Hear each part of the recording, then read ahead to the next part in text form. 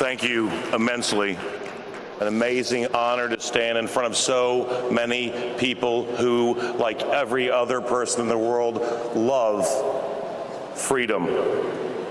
My name's Tom Garrett. I'm from the 5th Congressional District of Virginia, where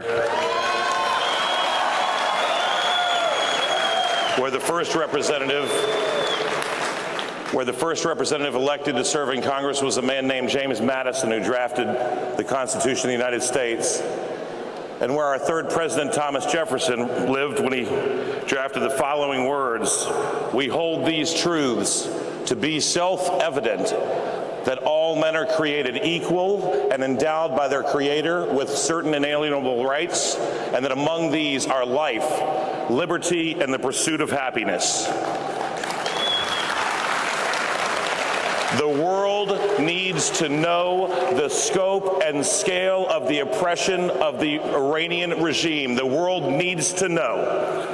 As an American, I tend to break things down into American terms, so if you take the 120,000 people murdered by this regime in 1979 and 1988 and 2009, and you convert for the population difference between the United States, it would be the equivalent of all the Americans who died in the entire Second World War. That was perpetrated by a nation on its own people. Many times as many were imprisoned, many times again more exiled. From an American perspective, that's as many Americans as who died in the Second World War. That's a prison population, not in prison for crimes of theft or violence, but for crimes of thought and conscience. The size of the population of New Mexico, and it's an exile community the size of the entire population of the state of New York. The world needs to know, and I am here to tell them, and you are here to tell them, and we will tell the world.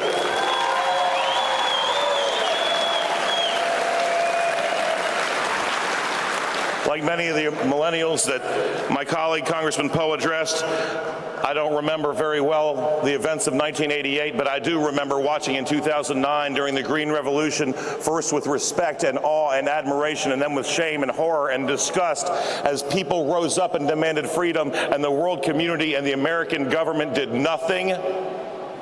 And I will not stand for that. At the very least, I will raise my voice and stand united with the people who insist on a free Iran.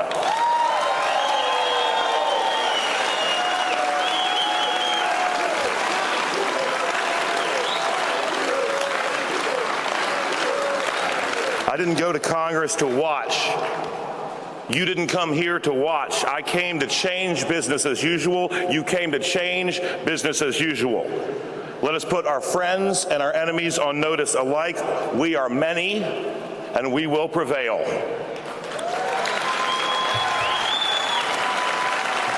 There can be no change, however, without addressing the instrument of horror that props up the oppressive mullahs. The IRGC must be eviscerated. I thank Congressman Poe, Congressman McCall, my colleagues, for the IRGC terror designation bill. The IRGC controls the entire black market economy. They control a huge percentage of the entire economy.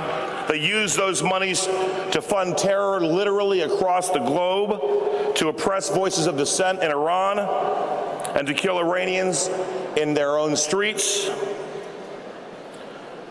So I will say this, not specifically to the people of Iran gathered here today, but to the leaders from around the world. It is time for us to ask the world community if they would rather do business with the United States or with the IRGC.